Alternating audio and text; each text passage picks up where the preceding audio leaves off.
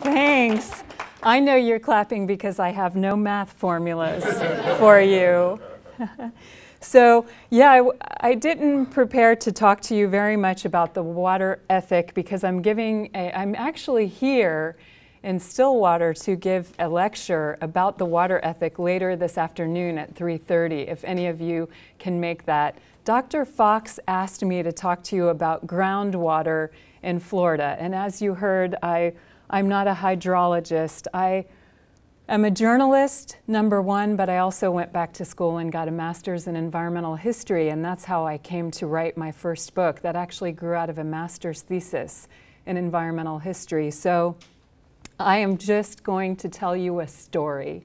I'll just tell you a story about groundwater in Florida, and the caveat is that it's the story as I see it. It wouldn't be the same story you would get from a hydrologist from Florida or a politician from Florida. So my first book, Mirage, tells this ironic tale of vanishing water in one of the wettest places in the whole United States. So Florida gets an average 54 inches of rainfall a year, and at statehood in 1845, the peninsula was half submerged. So as you've probably learned about Major John Wesley Powell, right? He's the guy, the federal explorer who went to analyze the arid West on behalf of Congress, and he came back and he gave his report in 1876 about the water resources of our country, and he said that west of the 100th meridian, people would have to learn to share water, that water would have to be divided, and really, I think he felt that this wasn't the smartest area to settle, but if it was going to be settled, the water would have to be divided equitably and people would have to share it. But he said, oh, but if you settle east of the 100th meridian, no one will ever have to fight over water. There will be plenty, and in fact, there will be so much water that the eastern half of the United States will never even need irrigation. So obviously, Major Powell was writing before the electric water pump, right, or the diesel water pump, and he would not have imagined 310 million people living in the United States, and of course what came to be nearly 20 million people living in a state like Florida. So the Cliffs Notes for Mirage are that Florida set out to get rid of all this water, and we got rid of too much. That's the Cliffs Notes. In the 19th century, I don't know how much environmental history you've had, but in 1850, the Congress passed the Swamplands Act and had handed swamplands to states. So states all over the country got lots of acreage of land that was considered worthless, and they could drain this land as long as it would improve economic development in some way. So Florida set about right away to draining its riches that it received from the Swamplands Act.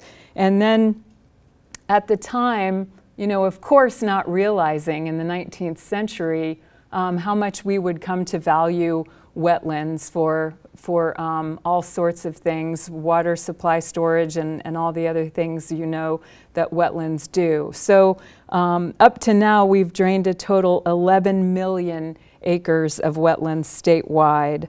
And that's sort of the story of Florida in the 19th century. Then in the 20th century we got really good at pumping groundwater up from the Florida Aquifer, and that's what Dr. Fox wanted me to talk to you about today. The Floridan is this really prodigious source of groundwater, one of the largest groundwater sources in the world. It flows through limestone cracks and channels under most of Florida, southern Georgia, and bits of South Carolina, Alabama, and Mississippi. We have another smaller aquifer down below at the very tip of the state called the Biscayne.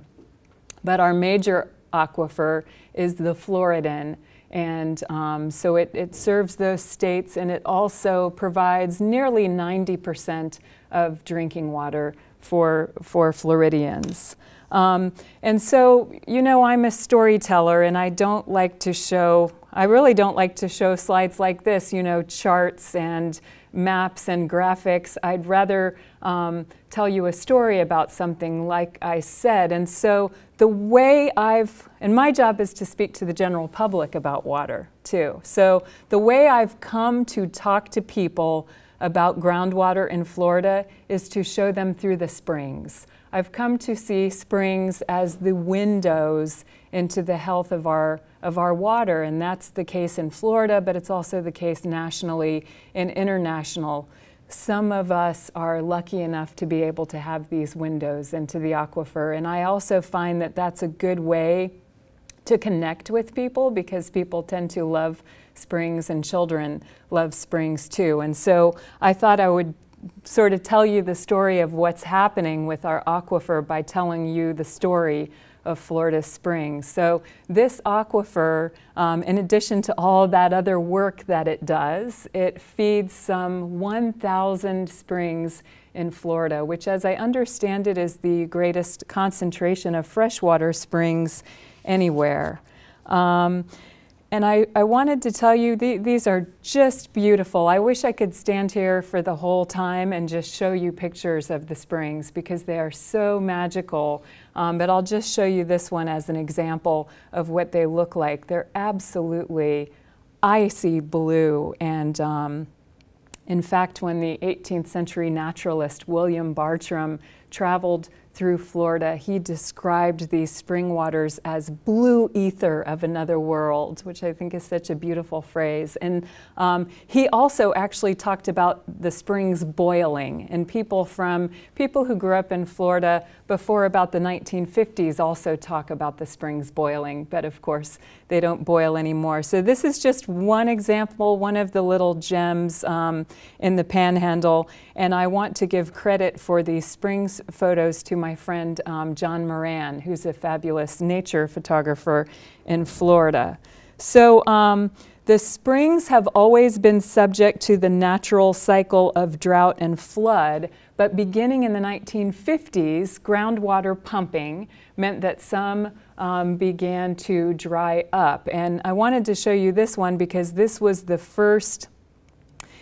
first magnitude spring, which is the largest sort of a spring. It was a first magnitude that went completely dry. So this is what it looks like at the turn of the century. People would come here from all over the South. It's called White Springs. There's actually a town called White Springs. It's in North Florida, and people would come here from all over the South to take in the waters, and many people see springs for healing properties, as I'm sure they do here too. So this was a major tourist destination, and it sort of made this town of White Springs. Well, it dried up in the early 1970s due to groundwater pumping. So this is what it looks like now. And if you look at that spring house, you can see how amazing that is. You know, that beautiful blue water filled this entire hole. And actually now when the Swanee River floods, this fills up. It fills to the top, but it fills, of course, with brown tannic water. It's not a spring anymore. Last summer, I had a particularly disheartening assignment. I had to give a dedication speech for a historic marker to a dead spring. So this is called Kissen, and it's in Central Florida. And I actually hiked through the dry spring bed with elderly Floridians who had done cannonballs into the water in their youth. So that's just a dramatic way to let you see what a change Florida went through between, this time, early 20th century, and then by 1950, it was completely dry. So it was so sad to talk to these to these elders, you know, they remembered there was a spring house and a dance floor, and they used to do high dives off the diving board, and they could buy hamburgers for 25 cents. So all of this is so culturally important to them, and now it's gone. So that just sort of shows you the poignancy of the story that's being carried out in Florida. So all of this, so first the springs are drying up. And as the springs are drying up, there are lots of other things happening. There are lakes drying up, sinkholes opening up. Sinkholes are a natural part of Florida's geology, but groundwater pumping and other actions in construction and so on can also cause sinkholes. So all of this continues and continues. Another thing that's going on is saltwater intrusion. And I gave you a look at the whole eastern coast to show you that's not an issue of the Florida Aquifer. That is just an issue of groundwater overpumping. It actually, the first saltwater intrusion detected in Miami was actually at the turn from the 19th century to the 20th century. So that had been going on for a long time. Then mid-century, the springs start drying up and these other warning signs start coming along. So in the early 70s, in 1971, was the time, and this is an important time in American history too. This is a time when people are starting to see these visual impacts, right? So in Florida, it might be springs drying up or lakes drying up, but in other parts of the country, people can see pollution a lot more visibly than they had been able to in the past. And another thing important about this time was that it was a terrific drought year in Florida. So the Everglades were actually on fire. I don't know if you remember, that also happened in 2007, but when we have a severe drought, the Everglades catch fire, and you know, Lake Okeechobee can even catch fire. It's really quite amazing. So people could see all of these impacts. They were getting very worried about water supply, and so in 1971, we had a progressive governor called Reuben Askew who called together the lawmakers and bolstered again by citizens, passed really one of the most progressive systems of water management in the country. And it was more than water management. They created Florida's water management districts, and they created a Growth Management Act, which was kind of amazing because many people at that time saw planning as a communist plot.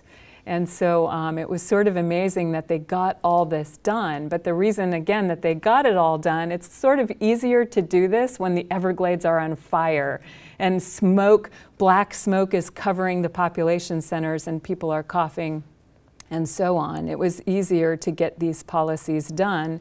So they created a system of water management that said, you know, we're going to start regulating groundwater pumping. You're going to have to get a permit to pump groundwater. And there were all of these other things that they were going to start doing as well. And what happened was, you know, the economy happened and growth happened. In the 80s, Florida's growth was particularly amazing. It was 1,000 people a day. In the 1980s were moving to Florida, but even in the 70s people were moving to Florida. And another problem with this time in Florida's history, and I guess national history too, the economy, like now, was very much in the doldrums. And so we had passed this suite of very strong environmental laws, but there was an undercurrent of joblessness and worry about the economy. So I've talked to former Governor Askew about this, and he feels that because of the economy, they never carried out either the water or the land or the growth laws as they should have. They never really followed the laws on the books because they were, you know, allegedly they thought that it would hamper growth somehow to regulate groundwater pumping too much. And so even though we had these water management districts, We never really followed what's known as the Florida Water Resources Act of 1972, as it should have been followed. So the strange conflict about the water management districts is that they are the agency that is both charged with handing out the groundwater permits and with protecting the water. And it turns out that those two things can really come into conflict.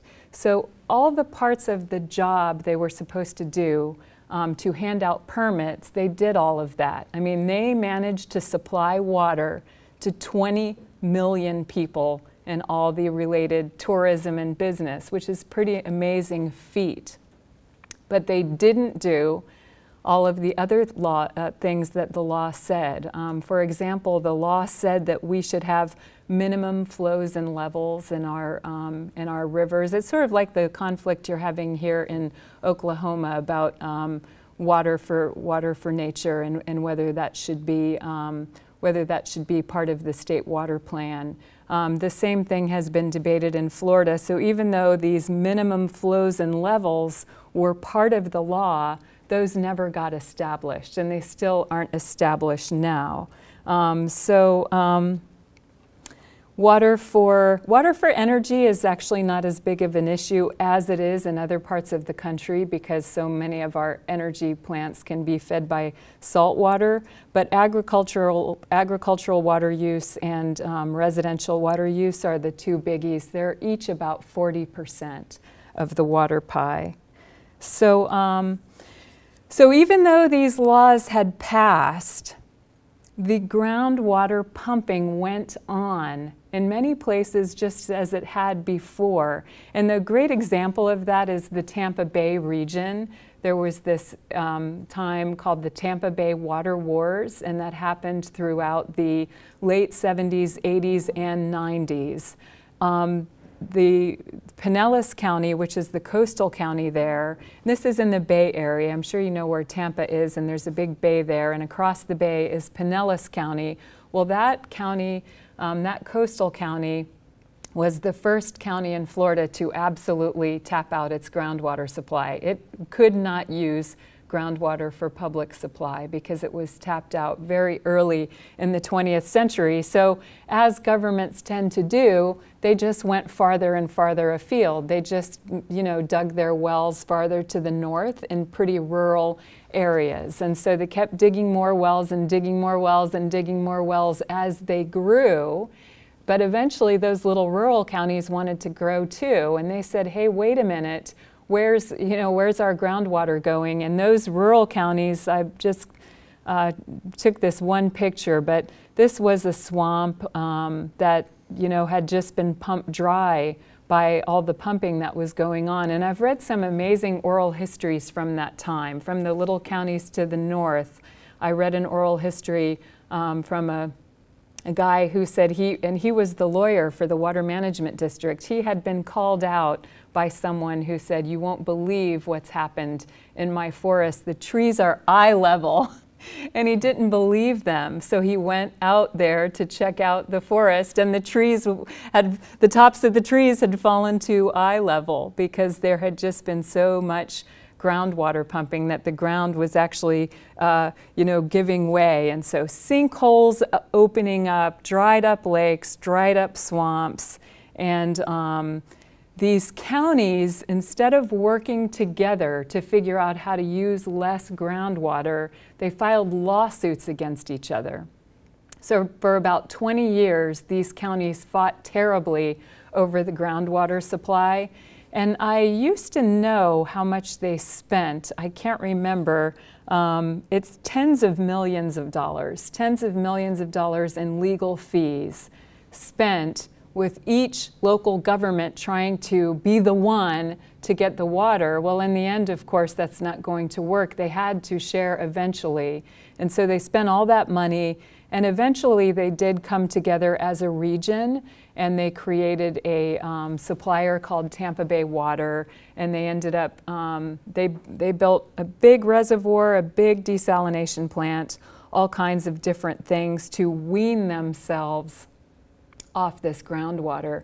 But it's just it's a good sort of cautionary tale, because anytime you fight over groundwater, there's no good solution except working together and sharing. That's what's got to happen in the end. So if we do all this through the courts, we're just going to spend tens of millions of dollars in tax dollars, and all of that time that could have been spent, again, working together to use less. So that happened, and a very quick, interesting thing about the desalination plant. One of the things this region did was say, we must reduce groundwater pumping. They figured out they had to reduce it by 190 million gallons a day to stop these impacts. They knew they absolutely had to do that. And so they had this plan. We're going to do conservation, we're going to do a reservoir, we're going to do a desal plant. They had these various things they were going to do to cut their groundwater pumping by that amount. When they built the desal plant, it took a lot longer than they thought it would take, which is often the case with desalination. And it also cost about $50 million more than they thought it would cost. And the interesting thing about it is that before that plant ever came online, they had cut their groundwater pumping by 190 million gallons a day through conservation, even as they grew the population and economy. And to me, that's the most important message I have in both of my books. If anyone takes one thing away from them, I think it is that concept that economic and population growth need not always equal more and more and more groundwater pumping or whatever sort of water use it is. We really, other parts of the world and other parts of our country have proven that we can live with a lot less water if we live a little differently with water. So that's sort of the lesson of the Tampa Bay water wars. So after that, the water management districts, there ended up being 5 water management districts, and they're permitting groundwater use around Florida, and they do many good things. They've preserved a lot of land to try to conserve water resources. That's one of the great things they do.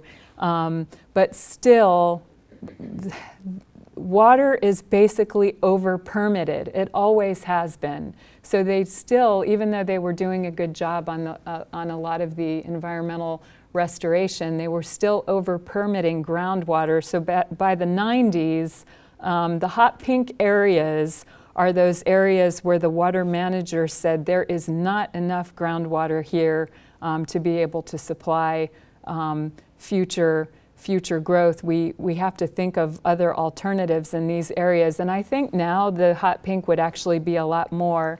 I live in the top middle part, and I think that would be hot pink now too. So this is going on. And I, just as an example of water being over-permitted,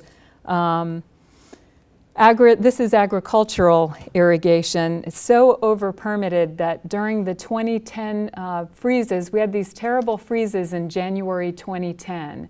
And one thing, as you know, that farmers can do to keep citrus and strawberry crops from freezing is to keep water on the fruit in the evenings. And so they did this during these terrible freezes. The farmers in central Florida pumped 1 billion gallons a night from the aquifer to try to keep their crops from freezing. It was so much water that they opened up 140 sinkholes throughout the region. So these sinkholes opened up under highways, they opened up under people's houses, they even opened up under an elementary school. And had many other impacts, like lots of people who live in these rural areas had their wells dry up. It was really a huge problem. But the point of me telling you that story is they never violated their consumptive use permits. None of that was illegal pumping. They were absolutely allowed to pump 1 billion gallons a night from the aquifer, even with these impacts. And again, it's simply that water has been over-permitted, that the groundwater has been over-permitted. So these are some of the things we see. And then on the urban side, so as I told you, the two big uses of groundwater are agriculture and urban. Ag uses about maybe nearly 4 billion gallons a day, a little less than that, about 3.5 billion gallons a day, and residential about the same. But half, or more than half, of residential use is going to lawns. And so, I like the signage. Sometimes I make fun of the signage because even the signage, like the water management districts, will try to help us know when to irrigate or know how to irrigate more wisely. But to me, when you put, and they put huge billboards on the side of the highway to show these lawns, but to me this sort of reinforces that the lawn is a good thing, that you must have a lawn. You know, the lawn is how we live. So to me, part of the problem is that instead of helping us live differently with water, you know, planting native crops or whatever it is, the water management system tries to help us live the same as we've always lived with water, and that is part of the problem in Florida. People love their lawns. I should say one more thing about the lawns.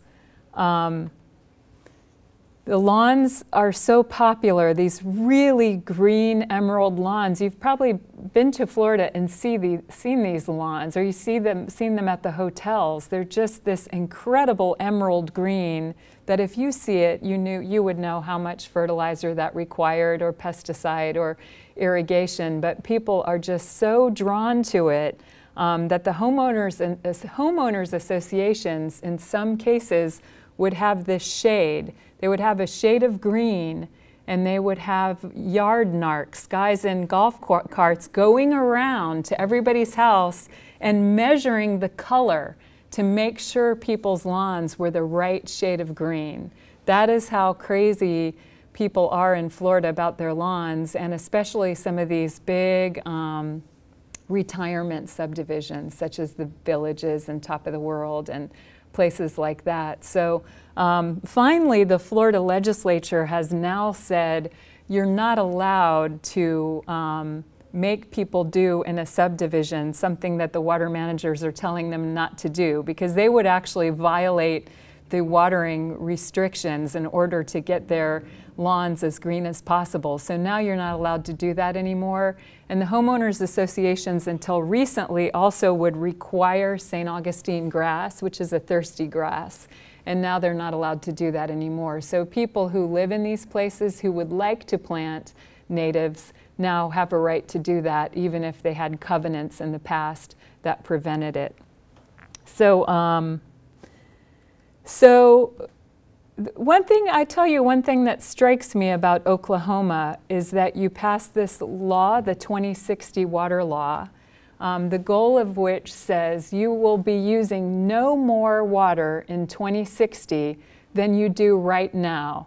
And that makes absolute sense. That's exactly the point that I've tried to write about in both of my books. In the second book, I actually went around the world to other places where people live with a lot less water, and I just told stories about places living with much less water than they used to. Australia is a good example. They used to be just as wasteful as we Americans, and they've cut their water use in half, and that was all because they went through this terrible drought. So again, it's often a crisis that gets people moving on things. In Florida in the early 70s, it were those, terrible drought and wildfires. In Australia, it was a severe, nationwide drought where reservoirs had dropped below 35% capacity, which had been unheard of in previous droughts. And some people in the city of Perth actually thought it would be the first metropolitan area abandoned for lack of fresh water supply, but that's not what happened at all. Instead, they just came to live really differently with water. For example, they don't use their groundwater wells for lawn watering anymore. They all have a little rainwater tank in the backyard. Even though they get very little rain, they use rainwater tanks to irrigate, and they have pretty little dry gardens. Anyway, people in other parts of the world have shown us that everything we do takes less water than it used to. So both nationally and in Florida, per capita water use is going down. And again, everything we do, agriculture, recreational irrigation here is golf courses. We have so many golf courses in Florida that they have their own irrigation category. Power generation, commercial. Anyway, each one of those things takes a lot less water than it used to. And yet the way Florida plans its future water supply, it says, oh, we're going to grow again by 2025, so we must have nearly 9 billion gallons of water per day by 2025. But I hope that Florida does what Oklahoma does and says, wait a minute, we don't have to live that way. We could live that way if we were just as wasteful in the future as we have been in the past. But people don't want to live this way. They want to use less water. Farmers are using less water. Golf courses are using reclaimed water. It really doesn't have to look this way. And so I think it's really neat that Oklahoma has gone in the other direction and said, okay, our goal is that we're going to use less even as we grow and prosper, and that's absolutely possible. So as I told you, while the water management districts have done many good things, they've really seen it as a big part of their job to come up with more and more and more water all the time to grow the economy and the population. And that, I think, is a result of, sometimes a result of political pressure, but also just that, you know, ever since the beginning of these laws, again, the economy and environment are always in balance, and the economic pressure sort of outweighed environmental pressures all along. So I started with springs, and I wanted to take you through that history of water management in Florida and then tell you where we are today. This is, I gave you that beautiful quote from Bartram, blue ether from another world. I think this lets you see that. I love this picture because you can see the blue ether so well. This is called Peacock Springs, and you can see where it got its name. This is what Peacock looks like now. So it's both water level and water quality. We've got a lot of water quality issues, of course, like you guys do here and all over the country. This is called Swanee Springs. One thing I love about John Moran's photography is that he's been shooting the springs since the early 70s. So he's got great before and after, which I think is important for showing the public what's going on. They don't want to look at hydrographs, but they like looking at before and after pictures. So this was early, I guess this was early 80s, and this was last summer. And then this was early 70s, because this guy was a hippie in the early 70s, but he's also a hippie now. That's the same guy. His name is George. And there he is at Swanee Springs. So this is a beautiful little spring called Swanee Springs that also had a lovely historic spring house. And the water managers say that they think this is probably the next one that is going to dry up. So I think the biggest problem has been that water has been too often defined by politics instead of science. And I know that's a hard lesson to learn, especially when you're young and you're idealistic and you're going to become scientists, and that's great. And then you get out in the world and you're working in water management or wherever you end up, and you find out that these water decisions are not being made on your good science. They're being made on politics. And so my job is to try to, and after I wrote Mirage, I would go out and talk to people about that book. And what led to my second book is that people they want to hear these stories and they want to hear solutions. And I came to believe that what is needed now is this more widespread knowledge about what's going on, just like we had in the early 1970s, right? So in the early 70s, not only did Florida create its water management districts, its great land preservation law and its growth management law, but this is the time in the United States when we created the Clean Water Act, the EPA. It was a really important time in the country's environmental history, but again, it's because people could see impacts with their eyes. And when it comes to water, we have this illusion of abundance. People don't see these impacts. So you know all of these important things about Oklahoma's water. And I look at the drought monitor every Thursday when it comes out, and so I know what a problem drought has been here. And I assumed that when I came, people would here would have a much greater knowledge about water than people in other parts of the country. But right when I got off the airplane in Tulsa, I noticed the airport had its sprinklers going at 12 o'clock, you know, in the middle of the afternoon, and they were just going crazy, and it seemed odd for a state that is dealing with such drought and has been historically defined by drought and, you know, with the Dust Bowl history. So I think here too, the job is to help people see, because if enough people can see it, as they did in the early 1970s, then you see things happen. You know, Congress and President Nixon didn't pass the Clean Water Act because, you know, they were just dying to do that. It was absolute political pressure. And Nixon is a very interesting president to study from an environmental history perspective, because when he came into office, he didn't see this, but he came to see it. He came to see that it was really an expedient way to try to beat the Democrats, to do really well on environment, because people were so concerned about the environment at that time.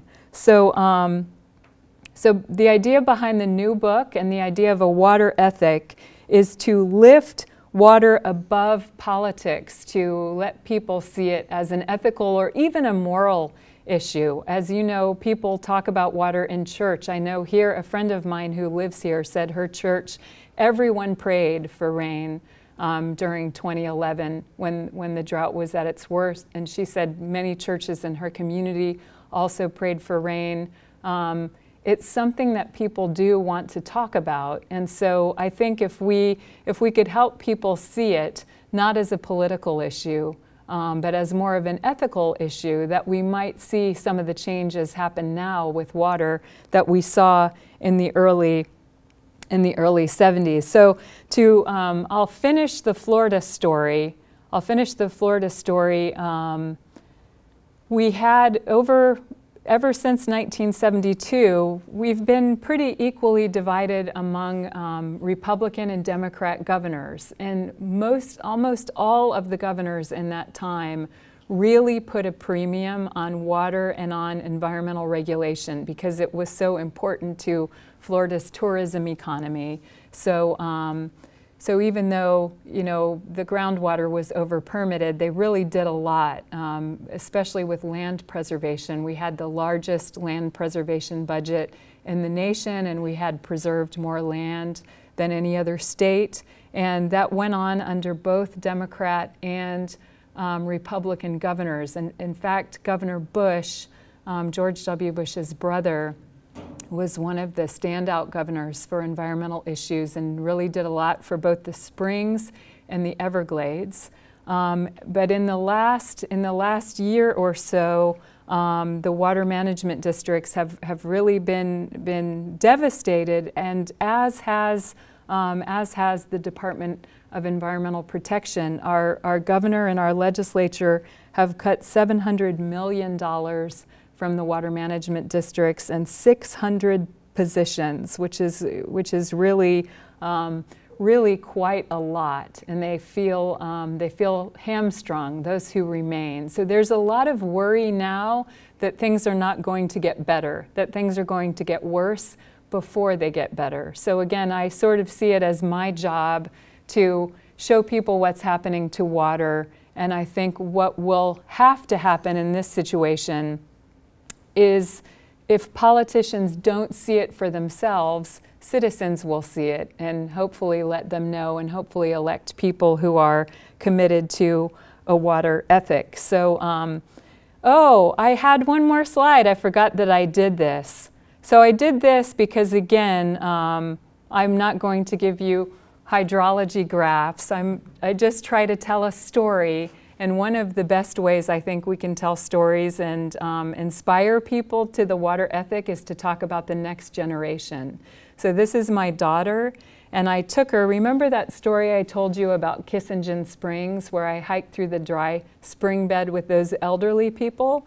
I took her there, and she's there on the left at the spring bed where children used to jump in from those stairs. And she looks very consternated, I think, because she hasn't seen a dry spring. And now she has. And so on the right is her normal springs pose, which is flight. And that is the image I would leave you with, that this is an intergenerational ethic. So if my generation and Dr. Fox's generation don't get it right, I hope that yours will. And that is that's the theme in the second book, which I'll be talking about at 3:30 if anyone wants to come. So thank you, and I'm happy to answer your questions. I don't know if I gave you the story you were looking for, Dr. Fox. Does anyone have questions about what I was really supposed to be talking about, the Florida Aquifer or groundwater resources in Florida?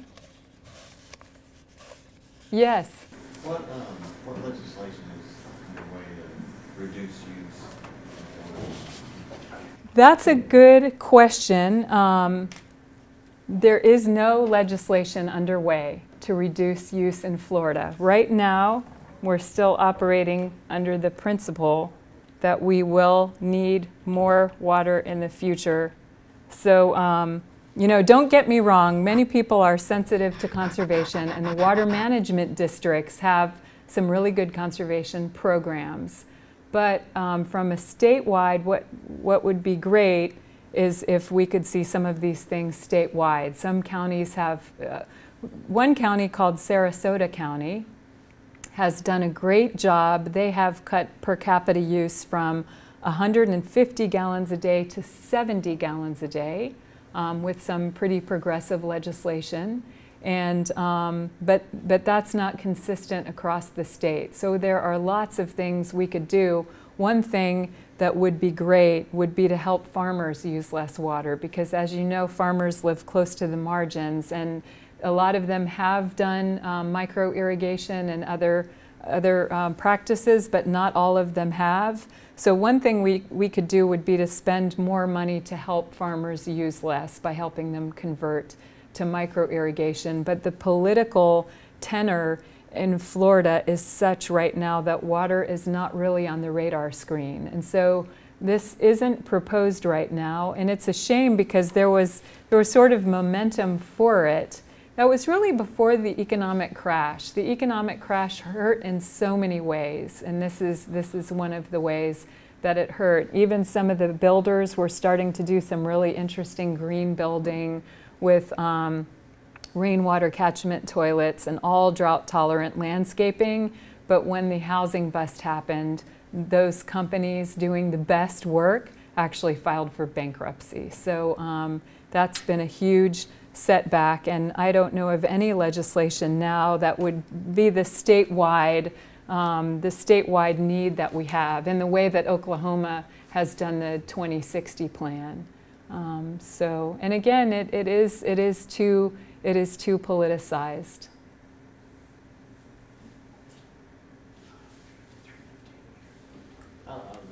Yes. Why does spraying the oranges and fruit with water in the evening, why does that keep them from freezing? Dr. Fox may be able to answer that better than I can, but I believe it keeps down the temperature of the fruit. It actually creates a little crust around the fruit. So it's okay if they're 32 degrees, but it's not okay if they drop into the 20s, or I can't remember how cold it was going to get, but I think it was going to be in the teens. And that was the issue, that if they have this little crust of ice, even though it's ice, it will keep them warmer than it's going to get later in the night. And so they actually keep a steady stream of water on the strawberries, citrus, and other crops to try to keep them from freezing. The equivalent of putting a carport on your car. It's quote unquote the question on the exam that I don't think anybody got right. Oops. Yes, Leslie? So correct me if I'm wrong, but the sinkholes opening up and the ground collapsing, Yes. you said the highway falling off, that's from the groundwater being pumped up, thus less structure and rigidity, causing that to fall. Yes, that's true, but they do happen naturally. They're just a geologic phenomenon in Florida. We've always had sinkholes, and they're... When the ground gives way, does that affect the water quality in the aquifer? I think it probably does. I don't know, Leslie. I don't know the answer to that. I think it must. Yeah, Can I answer a little bit? please. Florida is really different than the rest of the United States. Yes. Okay? It is an old coral reef. It is a sea. Okay? It is an ancient sea. And that coral Yeah. reef became the limestone that underlies the peninsula, and then there's sand on top of it. So like that one sinkhole she was showing in the highway, you suck the water out, and the sand kind of falls. You know, it gets dry and it starts falling down in, and that Just sand like a just goes- funnel. Yeah. It's normally a porous material, and you move the water out, remove the water, and it's compact a lot the water's easier. got Yes. capacity to hold up some of the weight. Yes. So, and you'll see this across the country where there'll be signs and stuff where, like you were talking about with the trees, where the signs are now like, where the telephone poles are now like 5 feet. Right, so the most famous example of that is in the Central Valley of California. And I can't remember the numbers, but I think it's at least, it's more than 100 feet, right? There's a very famous photo. I don't know if we have the internet, but we could find it like that. There's a very famous photo of a geologist standing with his head right at the top of a telephone pole. It's actually not funny, but the photo is funny. So, you know, again, a good way to talk to people about the impacts of overpumping groundwater. And, you know, the amazing thing about California is that California still doesn't regulate groundwater. I mean, for all I've said about Florida's groundwater use, at least we do permit groundwater use. California doesn't permit groundwater use. People can just use the groundwater, and that just seems so shocking for the state with you know, the highest population in the United States and where the water problem seems so intractable. Are there new permits being issued by the water management districts for groundwater? Yes, yes. So there are new permits being issued all the time. Just the other day, I noticed a phosphate company got renewed for, I think it was 60 million gallons a day in Southwest Florida. These are huge amounts of water.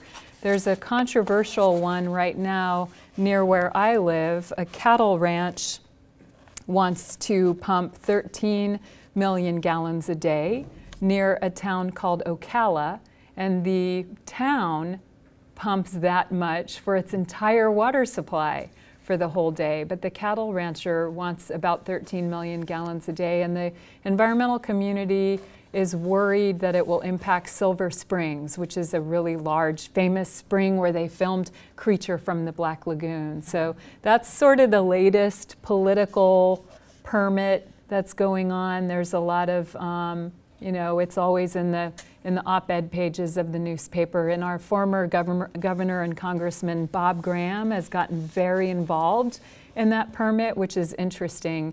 And the good thing about that permit, when I wrote Mirage, the general public, no one knew what a consumptive use permit was or is. That's another thing that I think may be a problem with our water management systems around the nation. They're mysterious in a way, and part of it is because, you know, water is so easy. We just go turn on the tap and we turn on the hose, and it seems so plentiful and abundant and easy, so people never worry about it. They just don't think they have to worry about it. And that's often been the case in Florida. And so 5 years ago, I think, no one, less than 1% of people would know what a consumptive use permit is. But now, maybe the one good thing about some of the springs starting to dry up again has been that people are suddenly going, wow, what is going on? And they know all about consumptive use permits, and there's all these letters to the editor in the newspaper, and they're very concerned about Silver Springs, and they've gotten Governor Graham involved. So it's created a conversation, which I think is really good. And so maybe something will happen in the legislative session. I don't know of anything, but yes, in the back, I didn't see you back there. Would you, quick question. Sure. Would you say that,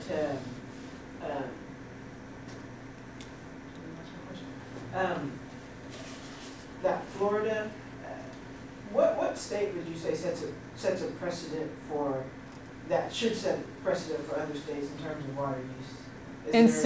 In terms of regulation? Yes. That's a good question, and it's so different in the western half of the United States and the eastern half of the United States. Like I said, the law on the books, the Florida Water Resources Act of 1972, was absolutely a model law. It was in fact called the model, it was developed from a law paper called the Model Water Code. It was a model, and it is a model. The problem is maybe not so much the laws on the books, but the fact that the political system can mean that regulators don't follow the laws or bend the laws for some of the largest users. I think that is a really big problem.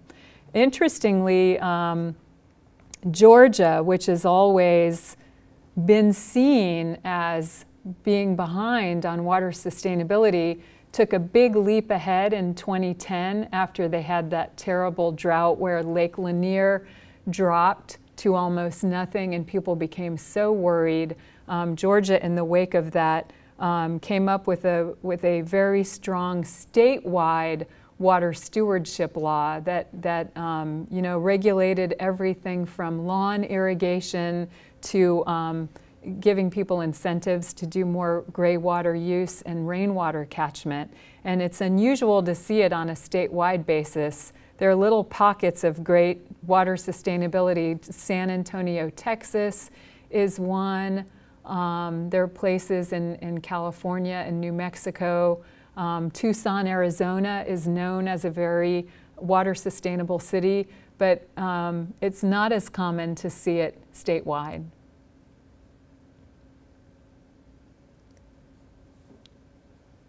Yes. Often in other states, we hear about Florida's purple pipe system. Oh, The wastewater reuse system. Would you explain that to the students, please? Yeah, sure. Well, purple pipes is just reuse. It's we have, and not every city has it, but some cities such as St. Petersburg and Orlando have done a very good job of using reclaimed water for all irrigation. So if you see purple pipes, that is water you're not supposed to drink. It's just being recycled to water lawns and golf courses, and some agricultural crops are being using reused water. Now the great water recyclers of the world are in Singapore. Singapore is now reusing every single drop of water. And what that means also is that they capture their sewage in large pipes and treat it to a very, very high standard and turn it into drinking water. And it's absolutely delicious. It works, and it's great. And some parts of the United States do that too, such as Orange County, California. Now, it doesn't go straight from they call it, in Singapore, they call it new water, which is a nice euphemism, because here some of the media has dubbed it toilet to tap. Well, of course no one's going to drink it if you call it toilet to tap, but if you call it new water, you know, and it is a sparkling, lovely water, then that's more palatable, right? So anyway, the Singaporeans capture every single drop, and they don't just send it directly into the taps. They put it in a reservoir first, and then it comes back out. And this is also how it's done in Orange County, California. It's known as groundwater replenishment. So that works. But to me, if the United States used its water more wisely, we wouldn't have to be like Singapore and wring every water molecule from our sewage and drink it. We probably don't, and that's also, as you can imagine, it's very energy intense. So we probably wouldn't have to get there if we could use water differently. But certainly, you know, it works. And the thing I think is very exciting for us is using sewage as an energy source. And many engineers are working on that now. You know, being able to create a power plant right there at the wastewater plant and turn our sewage into energy so that we don't have to rely so much on some of the energy sources that are either more water intensive or more wasteful in other ways. So it seems to me that that will be the next really exciting alternative energy source, and we'll see that, and that'll help. That'll help a big problem we have with disposing of sewage too, because that is often even more expensive with the water utility. Sewage treatment is often more expensive than you know, the drinking water side. So if we could turn sewage into waste, it would really solve some of the treatment problems and some of our energy challenges. So, who else has a question? I understand that I think it's San Antonio, but one of the cities Yes. in Texas is considering toilet to tap. They won't call it that. Mm-hmm. But, No, and they shouldn't call it that. Many cities are considering it. So parts of Florida are considering it, and Lubbock is considering it, and it might be San Antonio. Yeah, it might be San Antonio too. What a lot of people don't realize, though, is that They're already drink treated wastewater. Yeah, Here right. in still water we do. Right. Our water comes from the Powell Reservoir, Right. which receives water from a stream that is dumped in by cities in Kansas. So the sewage effluent is clean water. It's relatively clean water. It's Yes. relatively calm, and we pump it down here and drink it. That's much more palatable to people if it goes into a river or Yeah, a lake. but you're right. It is, Distillate. yeah, the great irony of calling that specific process toilet to tap is that the people who wrote that headline are probably drinking toilet water wherever they live. Whenever you live downstream, you are drinking, like you said, treated wastewater. So this is just, and I wish that people could sort of see it water as water and maybe not compartmentalize it so much. Maybe that's part of the problem, that we've sort of, you know, say there's wastewater and gray water and black water and drinking water and, you know, and water for industry. We have all of these categories, but really it's all water. It could all be treated to our drinking water needs. It could all be treated to whatever need industry has. Sometimes industry, you know, for microchip plants or different uses, industry might need water to be even more pristine than our drinking water is. So any water could be turned into that water. And then sometimes we get caught up in semantics. But I saw someone this morning use the headline "toilet to tap," and it was so crazy. It was this surprising headline, like, people don't want to drink toilet to tap. And then you think, well, of course they don't, because you're calling it toilet to tap. So a lot of this is social science and not hard science. So that's pretty interesting. You know, you guys are all studying agriculture or hydrology or whatever it is, and I think a lot of our water problems are going to have to be solved by the social scientists, because this is where, you know, like I said, we do have great science from OSU and others who are working on these water problems, irrigation issues. The problem is that it doesn't necessarily happen that way in the real world. All of these other factors come into play, and people have a skewed idea because of we journalists and headline writers and politics and all sorts of other reasons. But the science is still really important. Exactly. Yeah. Okay, thank you very much. Sure, thank you.